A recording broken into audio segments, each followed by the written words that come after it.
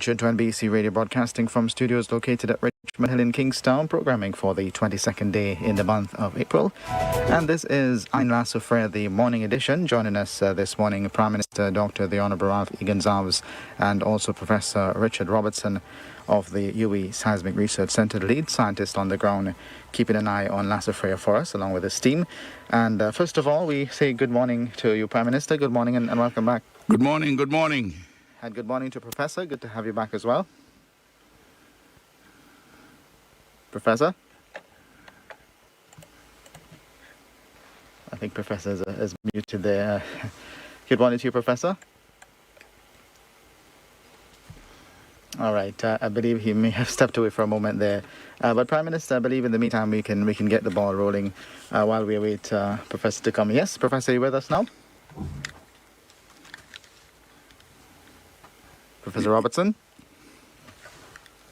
All right, I'm not sure if he is having some challenges with his microphone this morning.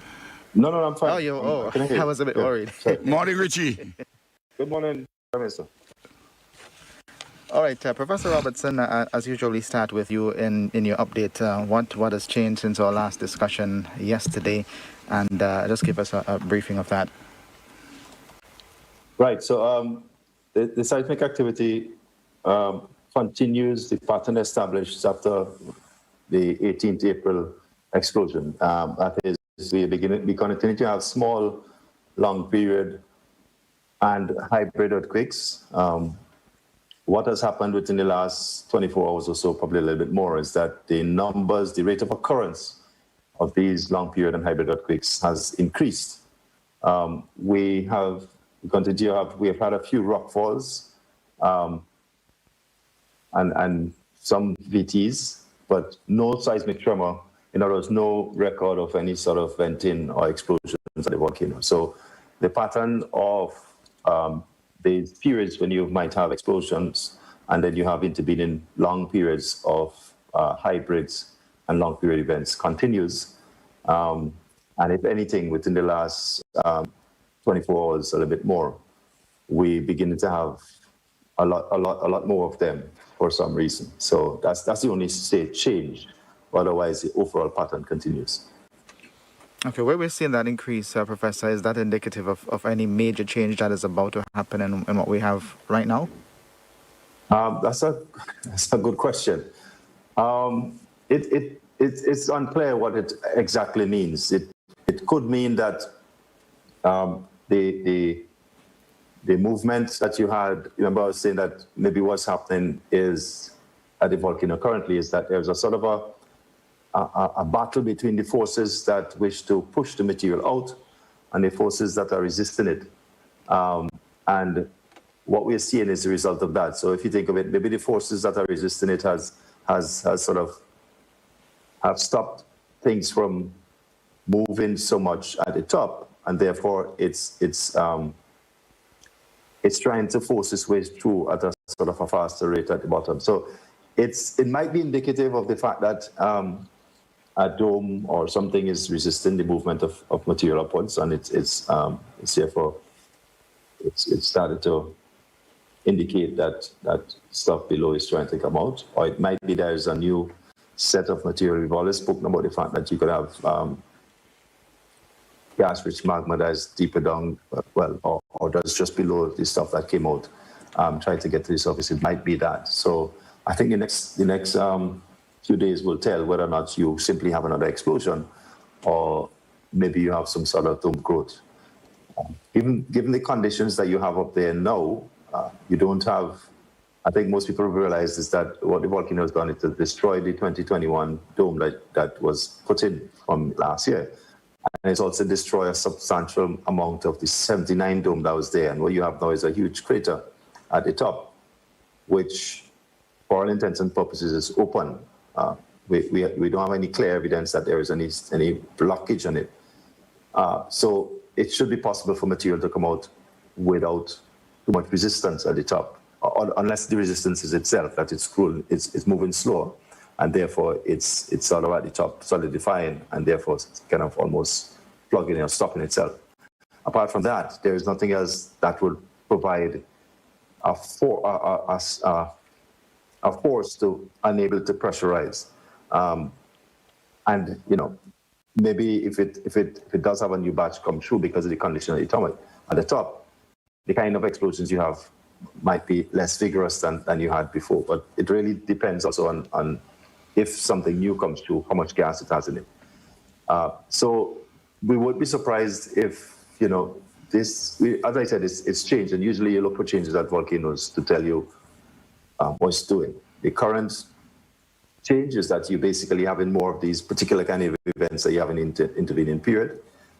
They're not sort of slowing down. They seem to be slightly, they increase significantly in the last 24 hours, and they sort of have gone back down. And if anything, the only interpretation we have is that something is moving or trying to move faster than it was before. And it may come out soon as an explosion, or it may come out as some dome growing faster or a dome growing that wasn't there before. Okay, Professor, I know you mentioned in previous updates about the process of it, building a dome and then destroying the dome. And is this a process that can continue over an indefinite period if this is being observed? No, I'd expect that it has a finite amount of gas-rich magma that got this whole system going. It has a batch of it that came up. Now the source of that material that is much deeper down, the chamber from which it came, that became overpressurized and that started the process going. We don't know enough about that, but certainly we think it came up as a finite amount, a batch, say, of gas-rich magma that has now gotten to the surface, and that's what is playing out currently. So in that sense, it will have there will come a time where the balance between the forces that's stopping the sort of this magma from coming out and the forces that are allowing it to come out would equilibrate.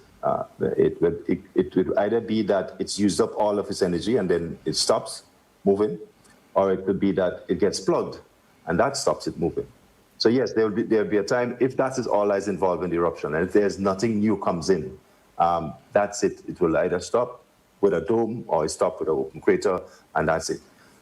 So one of the things that we will be looking for very closely is if there's any evidence of something from deeper coming into the system. We don't have that yet, so, but we still, even though it's a 3-month eruption going on, we're still into the early phases of the explosive component of it.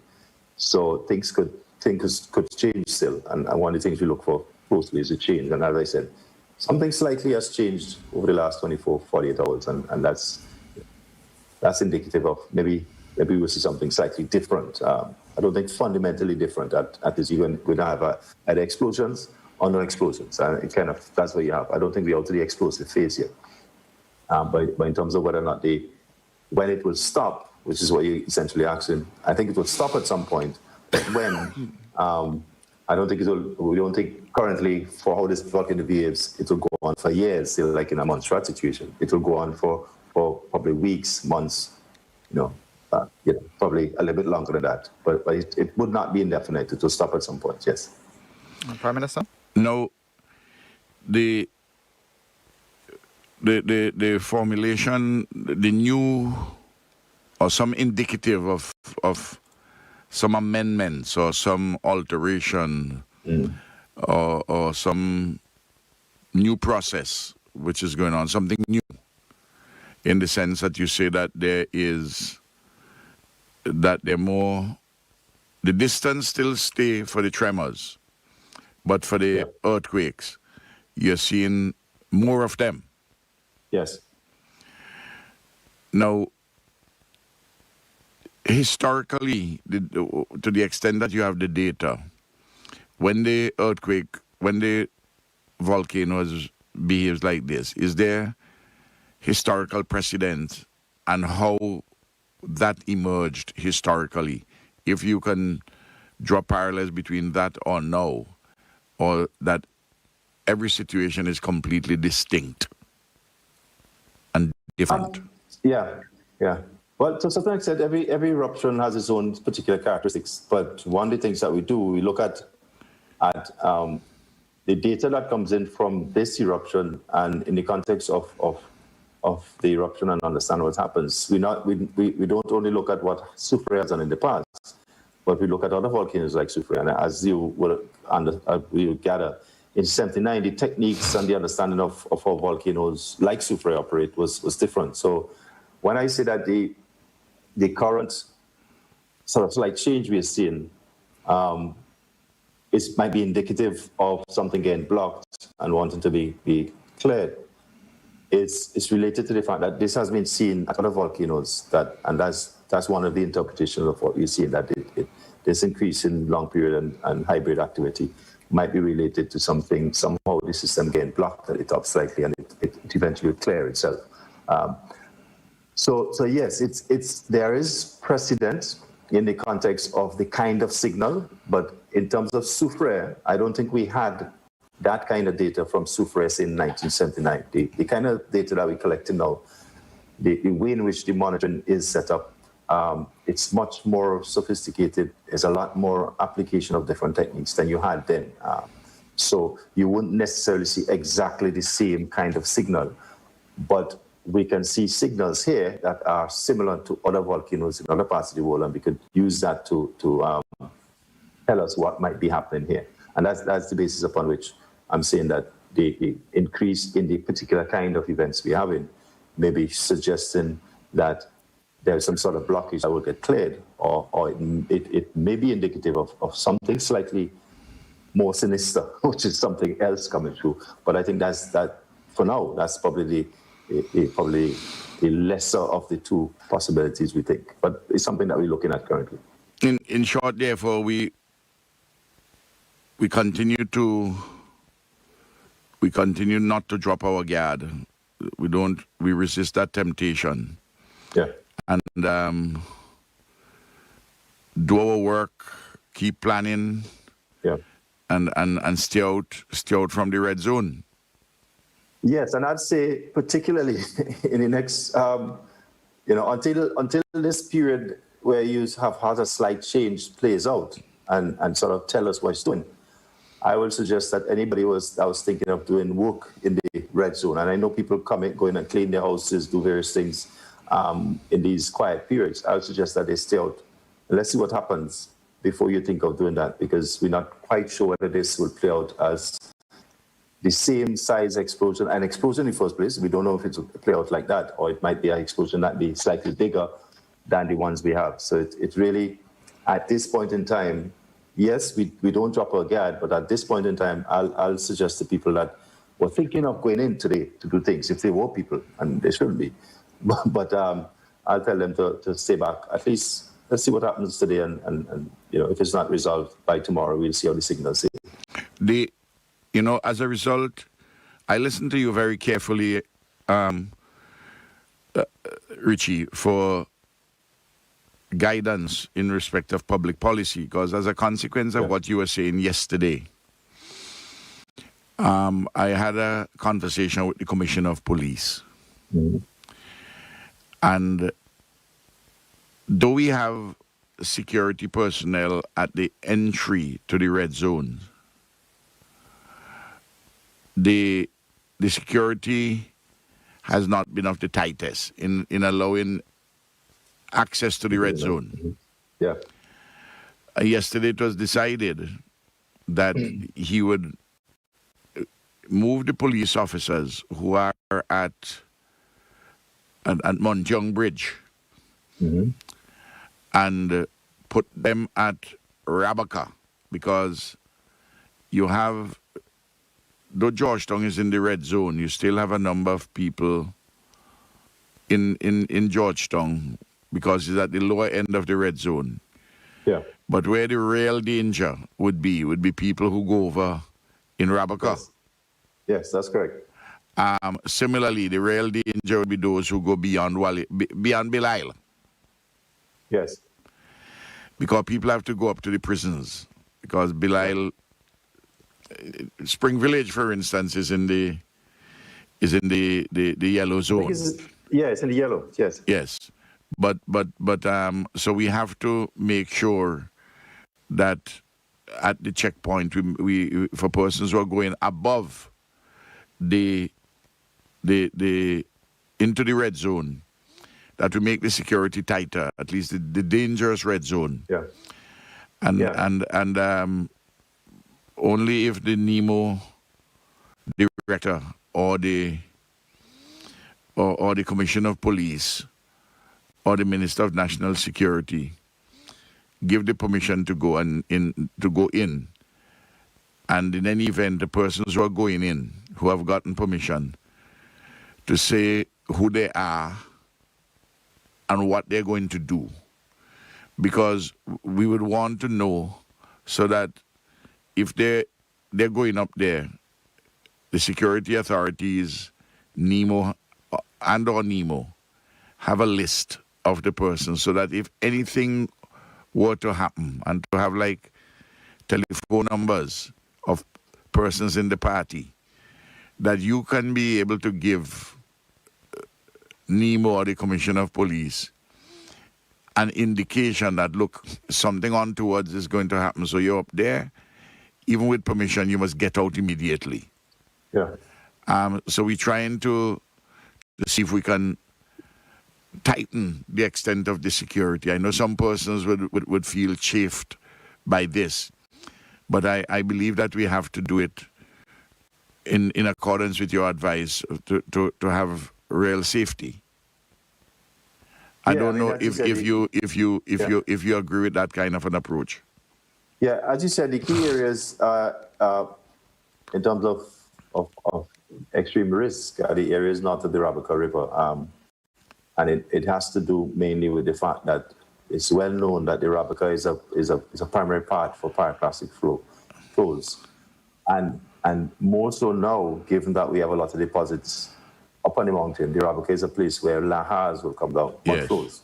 And the scenario can play out where you can have a mud flow comes down the Rabaca, and therefore you can't cross for whatever reason, because it damaged the bridge or it did something and you can't get across.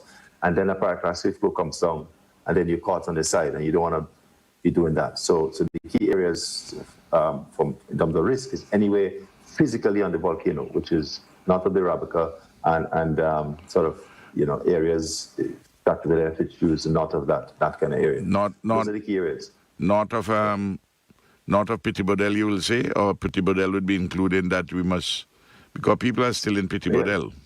Yeah, I would say, extreme areas are the areas sort of north of Petit Bodel, right? But yes. We can on the fringes when we deal with that there. So the key thing is to make sure that people resist the temptation to go into those areas. Yes. When you go further back, really, the main hazard is excessive amount of ash, not the pyroclastic flows and surges and mud flows and things like that. Really, once you come off the mountain itself, the things that will kill people immediately, you're away from them. But as you go further back, south, the things that would affect you, really, the excessive ash that you might have.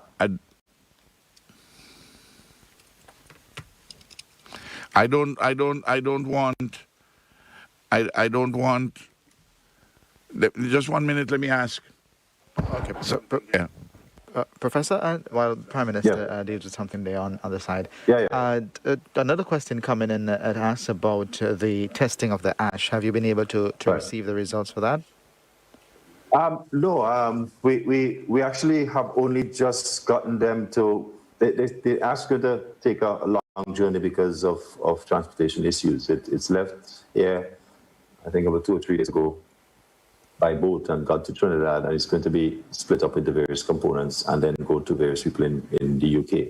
The initial analysis really is to see how much the ash has fresh material that might be same or different than what we sampled before. Remember, we sampled the dome. And also, very importantly, to see if it has any aspects of it that might be of concern in terms of health issues. So we haven't gotten results yet, but it's on its way to the UK, mostly, where it's going to be tested. Some of the testing is going to be done in Jamaica at Mona, and some of it, I believe, in Barbados, so some aspects of it. But it's on its way. We don't have any results yet, but we hope to have that soon. So that I'm sorry, Richie. When I was talking to you there, I had to just tell one of my security officers something. Something had come up, so that's when they came into the studio. So there was a little break there. I couldn't talk both to the people and yourself and talk to him. I'm sorry about that, but that's fine. These things happen. No, I wanted to make the point that I don't want the state authorities to be complicit in anybody getting injured or worse through a porous border going up. Because there were reports that even at Mount Young, that police officers there, good people, depending on who you have, would be very diligent. And sometimes they just wave you through without checking. Yeah. So that we just want to tighten it a little bit. Well, tighten it more than a little bit. And to know who gets permission to go up into the area. And who, just in case anything were to happen, you can give as early a warning as possible. Because in the same way that you gave me the advice at 4 o'clock or thereabouts, that is on Thursday the 8th. Yeah. To make the evacuation order, because you saw some things different deteriorating. In the same way, you presumably would be able to see if there was anything deteriorating further, which would require people who happen to go up there for a short period of that they must get out immediately.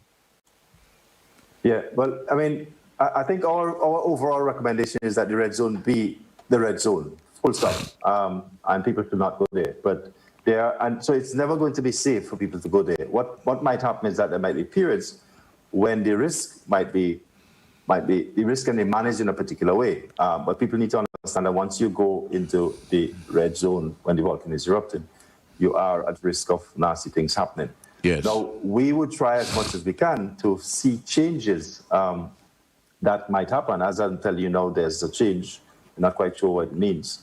But there's no guarantee that's why it has to remain sort of as strict as possible in terms of people understanding what it means, that they're putting themselves at risk. I understand the limitations, but we will try to detect that as much as possible. But there's never a guarantee because of the amount of uncertainty in this whole operation in terms of understanding what the volcano is doing.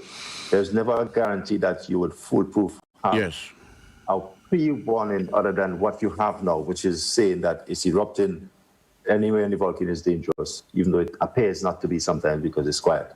So anytime anybody individually take a chance to go up there, they need to bear in mind that you're putting yourself at additional risk, no matter what you do. So once you understand that if you go in those areas, you have to have systems in place that you could extract yourself fast, that you know what you're doing. Once you already understand that, well, then it's up to you individually to decide what you want to do. But in terms of expecting, I don't think it should be expected that the scientific team can, other than what we have done, give you any specific warning that something is about to happen. It's no guarantee. We'd like to do that. We'd like to give you a guarantee, but we can't other than what we see. The system is dynamic. It changes. Yes. It just slightly sometimes it changes in a major way. We have been so far fortunate that it has changed and has given us clear signals when it's changed, and we have detected that. But, we have only been, I keep saying that, people, one of the things that people have done is that people have looked at the last 200 and something years and said that Soufriere tend to erupt at a particular time of the year, and they make all kind of correlations. I counter that by saying that Soufriere has been operating for tens of thousands of years. And if you try to look at what it's doing in the last 200 years and think you know Soufriere, you're fooling yourself, because Soufriere could suddenly decide that it want to change. Yes. So the same way, we have been monitoring it for the last 3 or 4 months. We've been looking at it in detail for the last few weeks, and we have managed to see things that sort of help to make decisions that save lives. But we're not going to fool ourselves to think that we know Soufriere so much that every time something happens or is about to happen, that we're going to see it. So I just want people to understand that fully, that this system is dynamic, it changes, it's uncertain, And we do the best we can, but you individually have to also do the best you can. Take the advice, take the measures in place, put the measures in place that you can protect yourself if you find the need to. And I understand there's a need to go into certain areas. You need to have a plan of what you're going to do if something happens. Absolutely. And the question of the you know the risk, and you have systems to get you out quickly, because we have been up there with the media, the world media, and our local and regional media, so that people will see what is happening, because it's important for the effort at mobilizing resources and so on, public policy considerations. Yeah. But that has its limits too, and you have to be careful how far you go. I, for instance, didn't go past Sandy Bay, and that is only because they had cleared a part of the road. Yeah. So that if anything, you can get out within a reasonable time, and you make people know that you are there. Yeah. But this is why we're trying to tighten it. I know we're not going to succeed completely, but to the extent that we put better systems in place in order to manage the entry into the area. Yeah. All right. Any question has come in on WhatsApp? Yes, we have questions actually from our live stream. One for Professor Robertson says, could you explain the difference or differences between the Soufriere volcano and the one that is currently erupting in Iceland? Okay, I'll try to, although I don't know that much about the Icelandic one, but in a general sense I do, in that the fundamental difference is the composition of the material that's involved and the setting that it's erupting from. The Icelandic volcano is more less viscous and more runny, more basaltic, more of a particular composition that allows it to flow out and flow rather than explode so much. It does have explosions, but they tend to have less energy than ours necessarily. So the fundamental difference is the composition of the material and the extent to which its gas that's in the magma itself comes out easily or not. Ours tend to be much more sticky. It doesn't move fast. And the gas particularly, it has a lot of gas in it that doesn't necessarily, is not easy to come out. It doesn't, it's one that can pressurize and can explode versus the Icelandic one, which flows more. So one is what's called a subduction zone volcano, one where you have different parts of the earth dipping on each other, and the conditions there create a particular kind of volcanism that tends to be very violent, very explosive. While the other one is one where plates are moving apart and things are upwelling and it's coming out.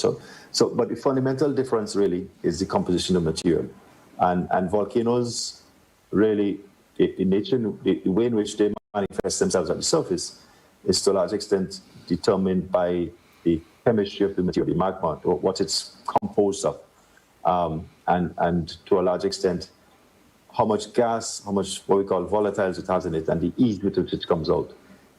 If the gas is able to come out freely, and it doesn't get a situation where it pressurizes, then it often flows out or it comes out without explosions. But if it can't, then it explodes. And in our case, as you know, we create domes, we produce lots of domes, and the domes basically plug the system. And therefore, and because of the fact that ours doesn't move very fast, the tendency is for it to produce domes that plug itself and therefore stop the gas from coming out as easily as it can, and therefore pressure builds up. The next thing you have is explosions, while the Icelandic ones doesn't build up like that. It just flows out and you have a nice runny lava flows that it's a spectacle that people could go and see. So in the case of the Icelandic one, from a safety perspective, you could actually get closer to them and still be safe than ours. In the case of Soufriere, you have to move away from it because it tends to explode, while the Icelandic ones flows, doesn't explode. It's still the same magma, it's still very hot. It's still dangerous if you touch it, it will burn you. But the way in which it moves, you're able to at least from a public perspective, and see it you're able to get closer to it and deal with it differently. I mean, the material in the end also produce hard rock that does damage, but in a different kind of way than ours. I see another question here asking if the volcano can become extinct like the old Soufriere, and there's a chance of a new one being created. That's a question coming in by WhatsApp. Yeah. Yes, it can. It can become extinct, and if the system, if the source of the magma below has still sufficient gas-rich magma and sufficient material, it will simply punch away to the surface, slightly different way it used to. However, Soufriere is still relatively, it's not that old in volcano terms, and the kind of activity that we're seeing from it suggests that it still has a lot of energy in it. So there's no indication that it's heading towards extinct state. If anything, within the last 100 years, it's become a lot more dynamic. It has had, if you think of it, it has had more explosive and more non-explosive eruption than it had in the previous 100 years. Before 1902, before the 1900s, Soufriere had at least one explosive eruption every 100 years or so. Since then, it's, plus or minus probably 20, 30 years. But since then, it has had 1902, 1971, 1979, and now 2021. So it's gotten more dynamic and it does things more often, and that's not suggestive of something that is waning. If it's heading towards extinct state, it will have bigger gaps in between any kind of eruptive activities has. So I know we'd like to see that, but I don't think it's happening in any of our lifetimes and even our grandchildren's lifetimes.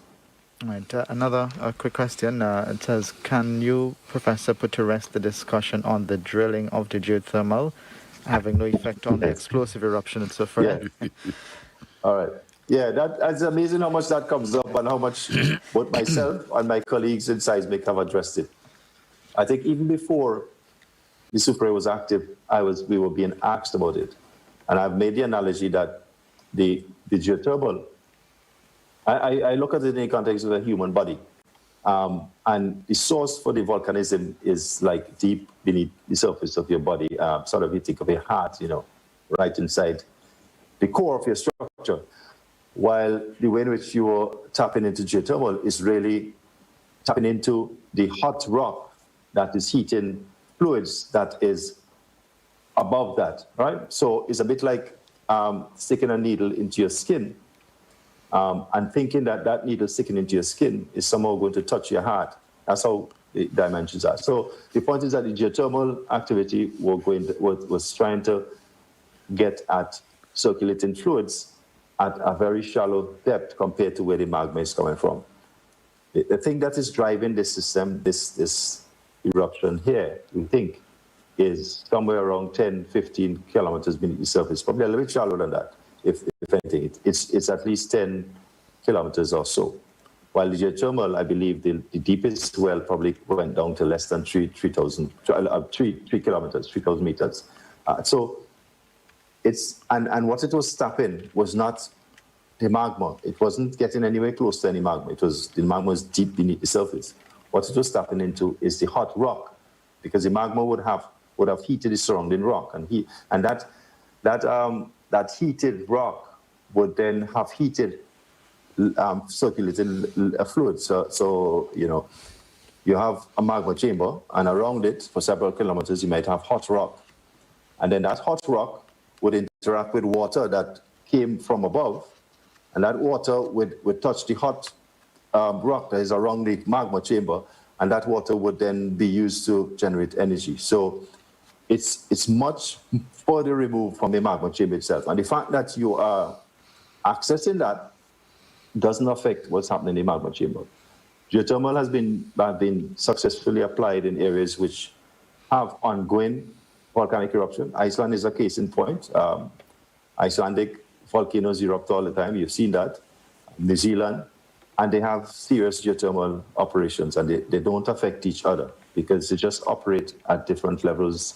They operate at different depths, and also they interact with different kinds of materials than the magma. The magma chamber is deep beneath the surface and is operating based on timescales that have to do with plate tectonics, that have to do with the movement of tectonic plates at a larger scale than the geothermal is operated in. So it should not have affected. I can't see scientifically how it would have affected it. It's not like you were drilling into the magma chamber. If you were doing that, I suggest to you that the drill would have been burnt and destroyed long before it gets anywhere close to the chamber. It would have been destroyed at the hot rock stage, not even the chamber. And so, you know, I understand why people will think that, because it makes sense. You have a volcano, you drill into it, then it explodes, and it must be connected. But there are lots of things that happened together that are coincidental and not causative. It's a bit like like saying that the volcano erupted at a particular time of the year, a particular day in the year. The fact that it happens, if this volcano had been erupting 13th of April for the last 100 years, that doesn't mean that it's because of something. It's just coincidental. You have to prove that. And in the case of geothermal, both at this volcano, at other volcanoes, there's no indication scientifically that they should affect each other in terms of getting a volcano going. And certainly in this case, we don't think it did. Prime Minister? I don't know if that put you to rest, but Yes. I would keep on having that question. Yes. We have it I'm again, not surprised, and that's actually, fine. We've Yes. had that question twice for the morning, actually 3 times. Yes. And it doesn't matter how many times you say it. The persons who haven't heard it, and they will ask it again and again. And that is why you just have to re-emphasize the truth on an ongoing basis. Well, thanks very much, Richie. Okay. God bless you. All right. Yes, you too. Thanks. Take care. Thanks very much, Professor All right. Robertson. Prime Minister? I just want, very briefly, because I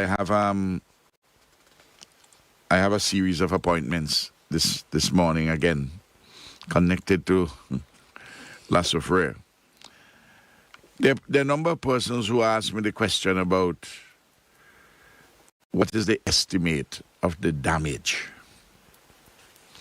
And I keep saying that, yes, it's too early to give anything other than the most preliminary of estimates. And there are people on the ground now, and I'm meeting some this morning, the Director General of Finance and Planning meeting them, I'm meeting them.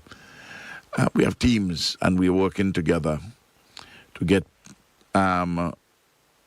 very preliminary estimates. But I want to give you some ideas to what is at risk.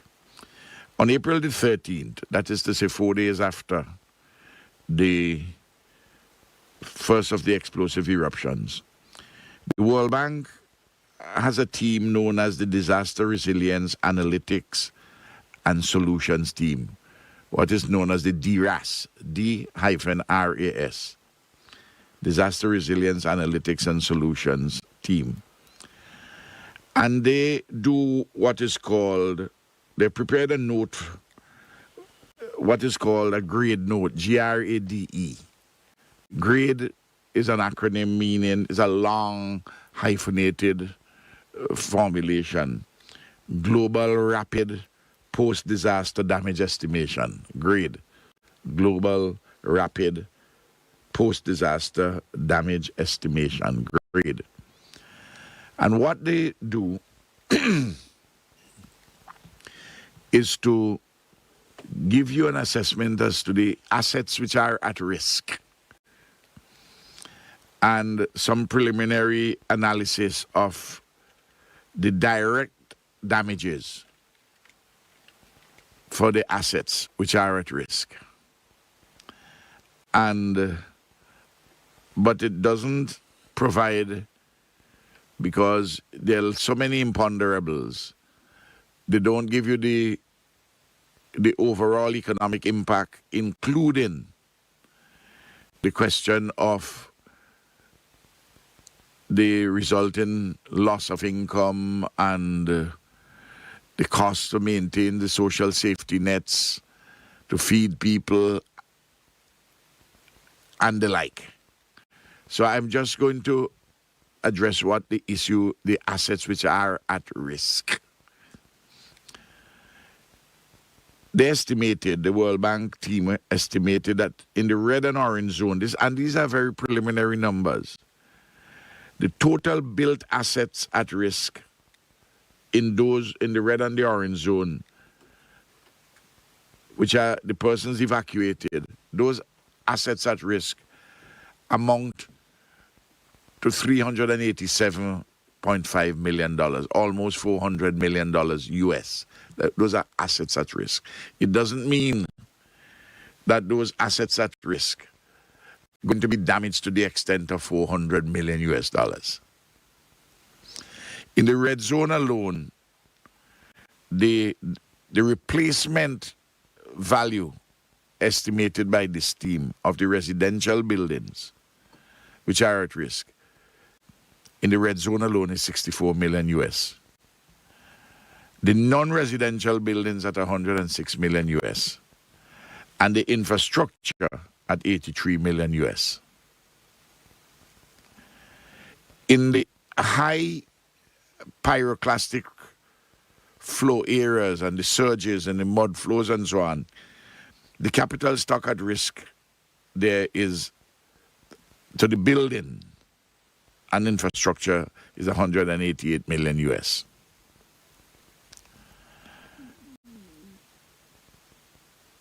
Now, what they went on to do in a series of assumptions is to say that given similar magnitudes, events and exposure, their preliminary analysis suggests that direct damages for the eruption, for the buildings, infrastructure, and agriculture and forestry would be over 100 million US. So when I say that this is going to be hundreds of millions of Eastern Caribbean dollars, you will see that only in relation to risk to for the buildings, infrastructure, agriculture, and forestry. The World Bank is saying preliminarily over 100 million US.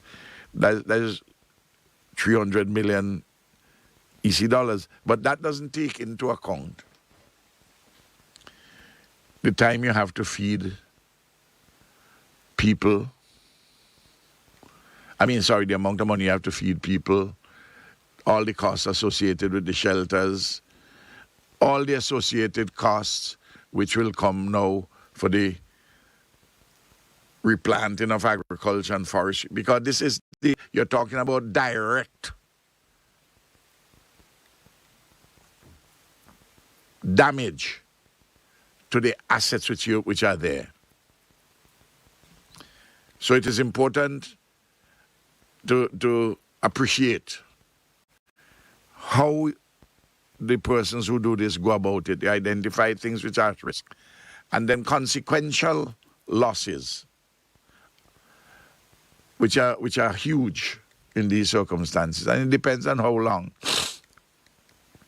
we have to keep people in shelters and how long it's going to take to clean up and to get back into the area and for people to do their work as per normal.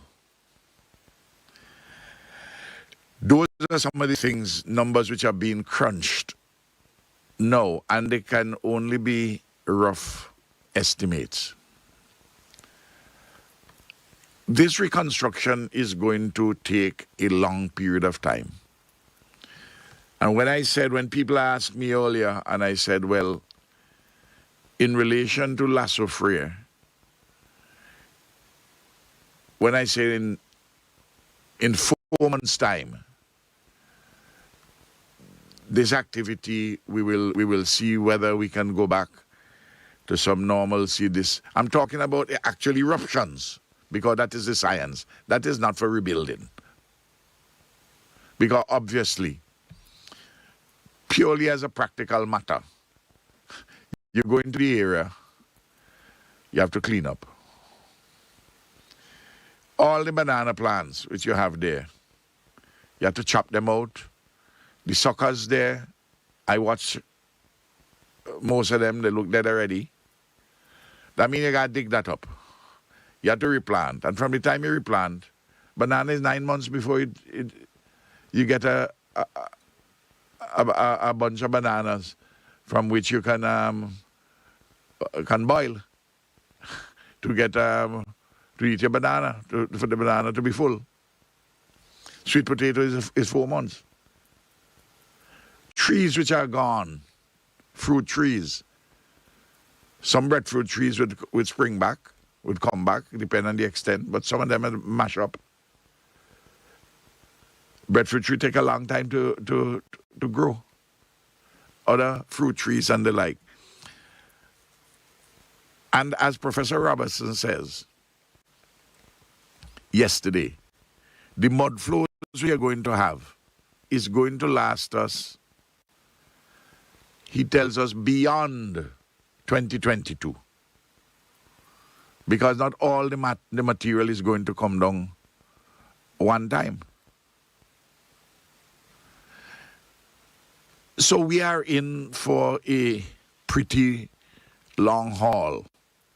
There are persons who are accustomed to instant coffee, Milo, instant chocolate. People who are accustomed to fast food, whether it's KFC or pizza. This is not going to be Milo. It ain't going to be Nescafe. It's not going to be fast food. This a meat hard for boil.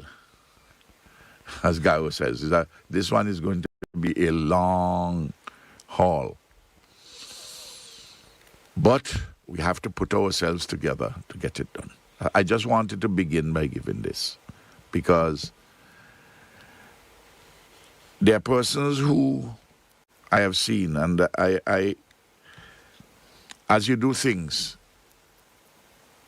there is so much mischief, I've been advised, by some persons on social media and people on telephones and the like. It doesn't matter how much I tell them to stop it, they're not going to stop it.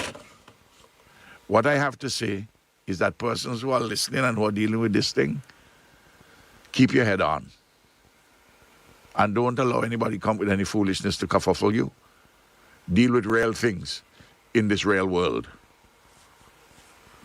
Because it seems to me that there are some people who all they want to do is to create mischief and cause confusion and to generate a complaining industry.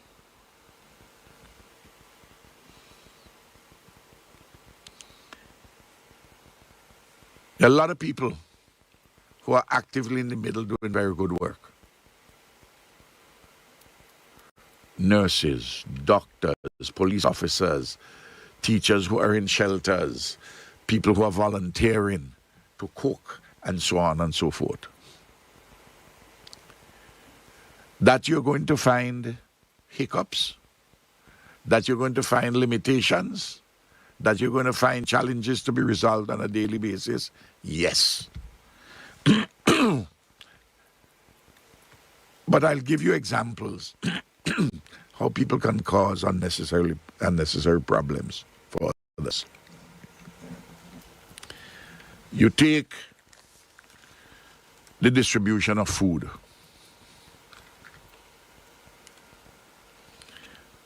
The Ministry of Social Development is packaging food, non-perishables, and send them out. And they're doing it, packages supposed to last for a week. 25, 30 pounds or more.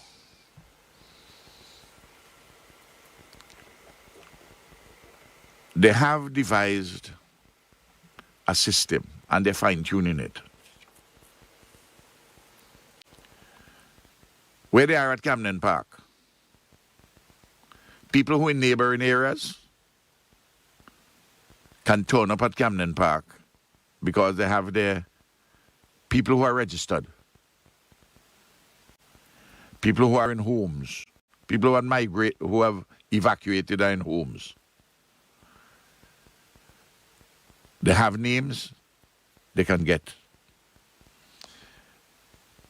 Then, for persons who are not in that immediate vicinity, I think people, from Clay Valley come wrong. They do that at Camden Park. Persons who are in East St. George, they would ask them to go at a location in Caliqua. Clearly, they're trying to fine-tune that so that they don't just do Caliqua. Because if you're in Diamond, if you're in Brighton, it's not easy for you to take a 25 or 30 pound box to go there or go up in Glen. But they're trying to do the decentralization. And then, of course, they have an additional system where they put stuff in a truck, in a vehicle, and they go and distribute. I know that somebody will say, well, why don't they do it to every home individually? The man who is not in the middle. But you have at the moment about 7,000 persons who are in private homes registered.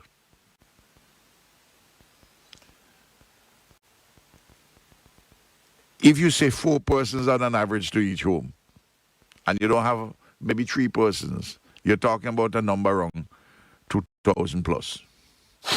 If it's 4, it's close to 2,000. You're not going to be able to do that. So persons themselves also have to make an effort to get to a particular point in time. But that is difficult in itself.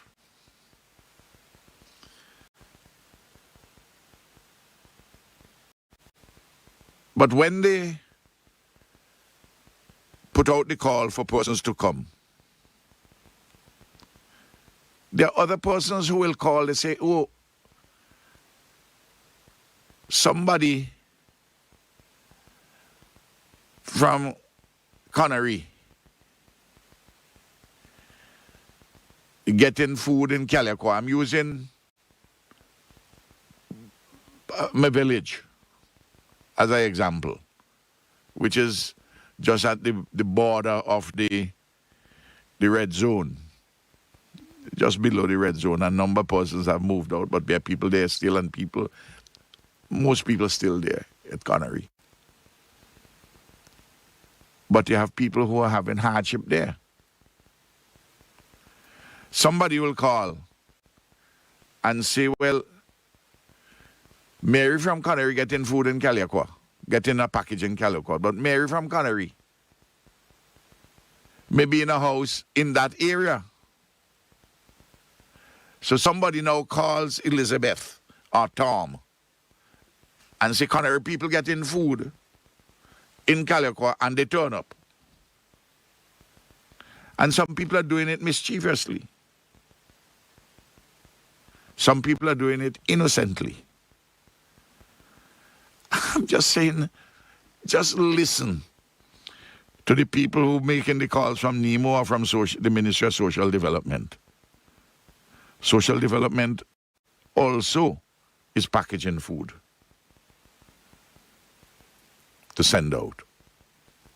So too, Red Cross. So too, meals are being sent by the World Central Kitchen, which we have here.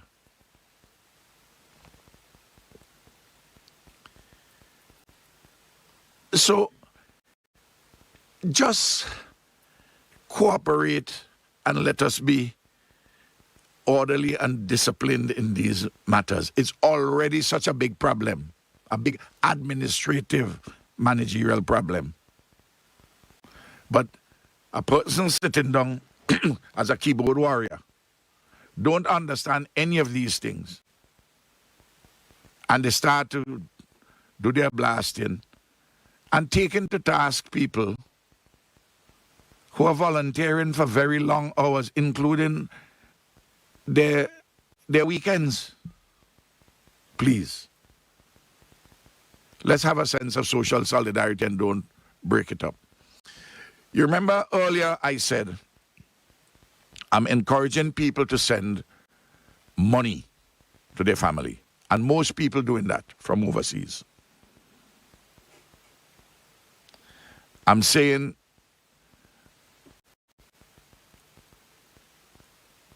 be cautious in sending individual packages, because the individual packages will cause a lot of congestion on the port, already creating difficulties. Let me give you an example. World Central Kitchen, which is an NGO, non-governmental organization in the hemisphere, well, I think globally,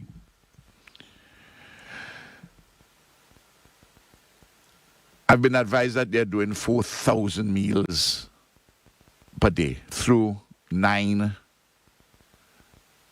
restaurants, and we have allowed them to build to put an operation out at the hospitality center out at Diamond. 2 days ago, I was advised by the person who heading the team here that they want to ramp up to 10,000 meals a day. That would be an extraordinary operation in itself.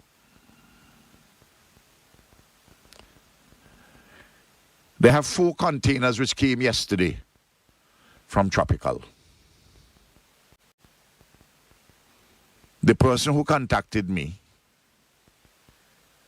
the person who is on the ground, contacted me through my security officers, because I gave them my numbers if they have a problem. Got a call this morning. Customs says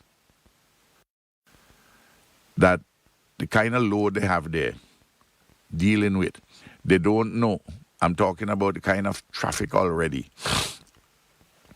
with other things. They don't know if they could manage it as early as tonight. No, there are 4 containers which came in on Tropical. With an operation of the kind they're dealing with, it is imperative that they get their containers out. So naturally I have to put a call to the Comptroller of Customs to see within the extent of the load that he has, to see how he can facilitate. I can't do more than that. And that is transmitted to the person who is in charge of World Central Kitchen. That's an example. But if you don't know what is happening, you are in your own little world, not knowing all the problems and assuming that you have the solution to everything, and you go off and you will start to abuse the people who work at the port, you start to abuse the customs people. Well, abusing me is par for the course. I mean, that doesn't bother me. You know what I mean? None of that bothers me, because I have been through so many battles. None of that has absolutely no effect on me. Well, I don't read it, so it doesn't. And if anybody come telling me about it, I said, listen, talk to me about something now. Serious. So I'm appealing for all persons of goodwill to listen carefully to the authorities.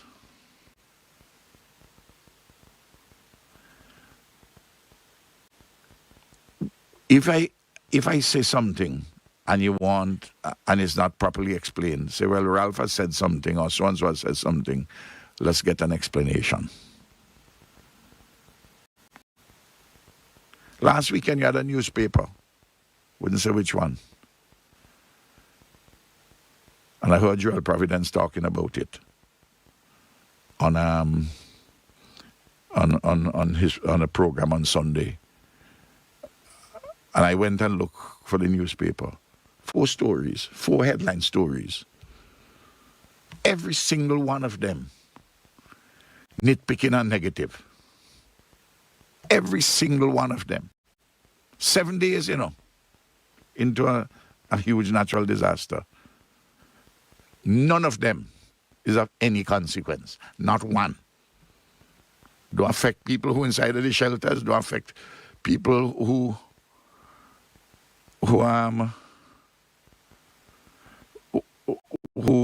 in their homes, who have evacuated. It doesn't help them in any way. But I expect, I'm in a competitive political environment, but I will hope that the public would look askance and have no appetite for that kind of a divisive foolishness. I'm sorry that my language is sharper this morning on some of these things, but I have to put at rest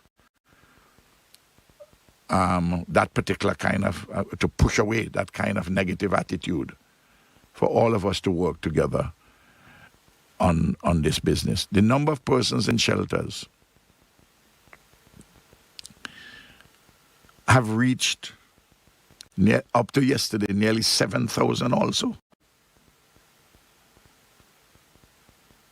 Because there are persons who are in private accommodation who are not registered. Several of them have gone into shelters, because the attractiveness of the shelters, broadly speaking, of course, some are better run than others, some are better accommodated than others. And we are seeking every day to see how we can improve these systems, which are there for the long haul. And by all means, make constructive suggestions as to what can be done. Not to come and be involved in this petty complaining and divisiveness and so on and so forth. Because I often ask when somebody tell me something about this shelter, I say, okay, what have you done to help? And some normally say, well, I want to help. And I put them into, others say, well, I only bring it to your attention. There's nothing I can do. I have what I have. I have enough problems on my own and so on and so forth. And that's fine. I'm not telling you deal with your problems. But don't become part of the complaining industry. Similarly, I'm appealing to people again. It is better if you send money.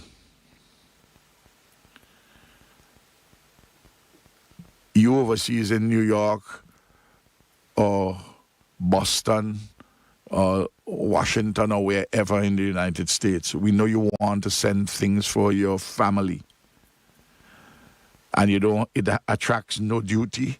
The barrels are free. And I remove the $25 charge. People may say it's contradictory for me to do all that and still tell people not to send it. But I can do that for those persons who are determined to send, but I can persuade you not to send. Because it is better to send the money rather than to send these little multiplicity of little packages inside of a container. Because it's going to jam up the port. You have a whole heap of people there, and you're going to have frustration in another few days, weeks. You're going to hear, well, the barrel comes since 2 weeks ago, since 7 days ago, and I can't get it out. I don't know where Ralph doing. I don't know what Bish and John at the port doing. without grasping the magnitude of the supplies which are coming in bulk in order to take care of essentially these 14,000 people, and the number would rise.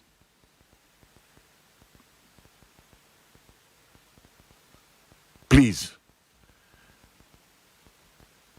I have gone past 9 o'clock. I didn't intend to go past 9 o'clock this morning, but and just cut out the nonsense lies about Ralph, why you send money? Because you want to put your hand on the money. Your name John Brown in New York, you're sending to Mary Jones, your girlfriend, or your grandmother. You send by Western Union. How Ralph go get your hand any money? The fee which is charged is not charged by Ralph, and it's charged by Western Union. We're trying to see if we can get the money services to reduce the extent of the fee. And what we try to do, as you see with MoneyGram, you notice we provide additional facility for them, and we want to decentralize so that people don't have to line up so long to get the money. These are things which we are concerned about.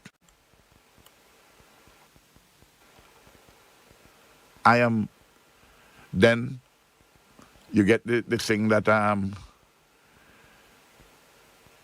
unless you send it to Nemo, Ralph say you have to send it to Nemo. I never said that. On the contrary, I don't want anybody to send individual packages to Nemo. I don't.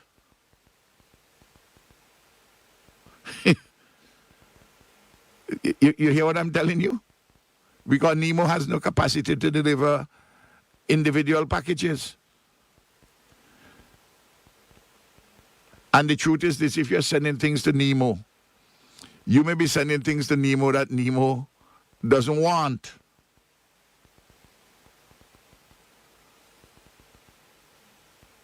So that just be sensible about this thing. I'm not telling you not to send your stuff to family. I'm just saying that at this phase of the recovery, it is better, of the humanitarian effort, it's better you send money. Why are you going to send? Why are you going to put in a box water when we have a lot of water coming in from the region? Or you can send the money and people can buy water here, because we have removed all the duties on water, everything, from Mountaintop too. Because Ken De Silva had said that the way it was done and he back in production could put them at a disadvantage. So the bottles they're bringing in, no duty, nothing on it, none of those things. So we have had our fiscal policy in line to facilitate things. Stuff coming in from places by ship. Supermarkets are ordering more. Please. And we have a number of agencies on the ground who are helping to coordinate and the like, World Food Program, the whole UN agency systems. Be generous to your families, and the best way you can be generous to your families is to send the money. That's the best way at the moment. I just want to make that particular point in the phase at which we are. I don't know if there's any question on WhatsApp which I could answer very quickly to respect our listeners. I think we have one here from a fellow member of the local media, and it says, Prime Minister, is there any consideration being given to open lands to relocate people in the north who might want to resettle in a safer part of the country? Of course, that's later on. The same way Man in the Village was created. Yes, well, we would like to, we are already beginning to identify parcels of lands, because you may recall an earlier discussion which I had with Professor Robertson, about migratory patterns internally after the 1902 and the 1979 eruptions. And you would recall that I said that that has implications for housing, lands, housing, health delivery, education. Let's say, for instance, at Connery, where there is still some state lands. If some people are relocated there, you're going to need, depending on how many, the primary school will have to be larger. The primary school at the moment has about 100 people, 100 students, because it's a small, the villages at the moment in Connery is small. If you get lands in Byra, and persons, maybe, the school is fairly large there compared to the population. Maybe not, you might have to add. But the clinics, you'll have to expand them more. And then persons would say, well, Connery is in the orange zone. I don't really want to go in the orange zone. We want to come further south. If you do that, availability of land and so on, and we have to talk about how we have to do high-rise buildings, because new and different ways in which things have to be done. All of this we have to reassess, because if you don't have land space on the ground, you have space in the air. So there are all of these questions which we have to find the appropriate answers in all the circumstances. Of course, the bulk of people are going to go back into the red zone. You build your house there. You're accustomed to it. You like the community and so on and so forth. I built my house at Goss, which is in the orange zone. I haven't gone there since the hurricane, since the volcano, but I've seen photographs, and there's plenty of cash. I have a lot of cleaning to do, but I like there to live when I'm finished with this, with what I'm doing here, and hopefully I will have a good old age. I don't know what the Lord has in store for me. So different people will have different things in their head. But even if you're doing it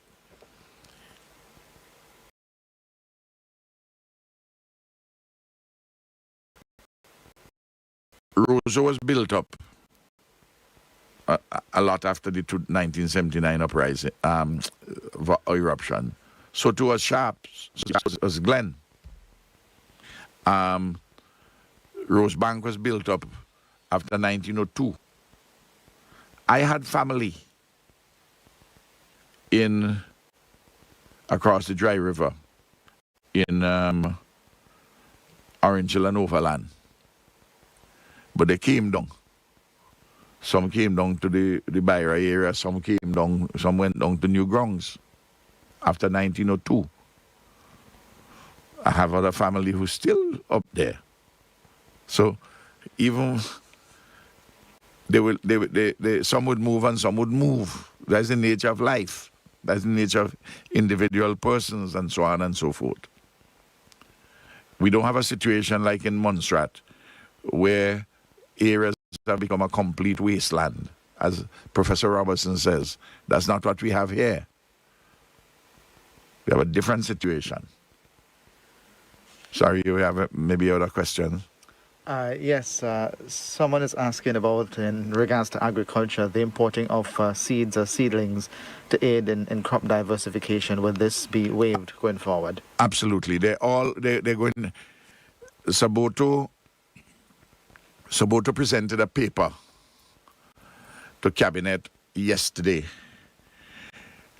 We would give full consideration to that paper on Wednesday next week, because it required some interrogation. The numbers required some interrogation by the Ministry of Finance officials, because we want some of those things are going to be inside of the estimates and supplementary estimates and supplementary appropriation bill, which we intend to take to Parliament hopefully on the 11th of May. I hope we get it there in time, because a lot of technical work needs to be done. And that would not be the first. I want to indicate to the people of this one, it's not going to be the first supplementary estimates and supplementary appropriation bill for this year, because this one is going to address some immediate issues of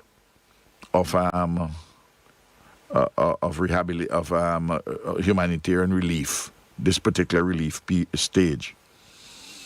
And there will be more, including for the recovery stage and reconstruction. This is a long haul, and a lot of work has to be done in it, and that is why, we don't do things to create unnecessary mischief. Just like, for instance, the young man who went up at Soufriere. I've been advised that the police have him in custody. I don't know whether he's going to be charged or not. But yeah, because of that, the police had to go and look for him. The manpower required for that. They now have to detain him. Manpower required for that. I have no doubt that the commissioner is holding discussions with the director of public prosecution as to what charge to lay him, if to lay any charge at all. Those are things which are outside of the political directorate, but I'm just talking about how the process works. And that manpower. For what? Because you want to go up to have some likes? Come on. Okay, Prime Minister, I believe we can just squeeze this one in, because sure. I've seen it pop up a few times. A status update on the Argyle International Airport with the cleanup operations there. Yes, I was told that it is likely that we will have American Airlines coming in on Saturday, but I will have that confirmed today. But that is what I was told was likely yesterday, when I received I was in communication with Glen Beach, who had been from the Tourism Authority, who had been in communication with Costello Robertson, the CEO at Argyle International. So I guess they will probably inform. Either they would have informed American yesterday, or they will do that today, as to how the cleanup is going. All right? All right. Thanks. Thank you very much, Prime Minister, and thanks to all of the various stations who joined in. We had with us this morning Star Radio, Magic FM, Boom 106, WeFM. On television, we have viewers on IK Television, UWI Television, and VC3 Television, all joining us for this broadcast. This is where we come to the end of this morning's edition of Iron Soufriere, the morning edition, and we hope that you would join us later this evening at 11 o'clock into 5 tomorrow morning for the overnight edition of Iron Soufriere. Do stay with us.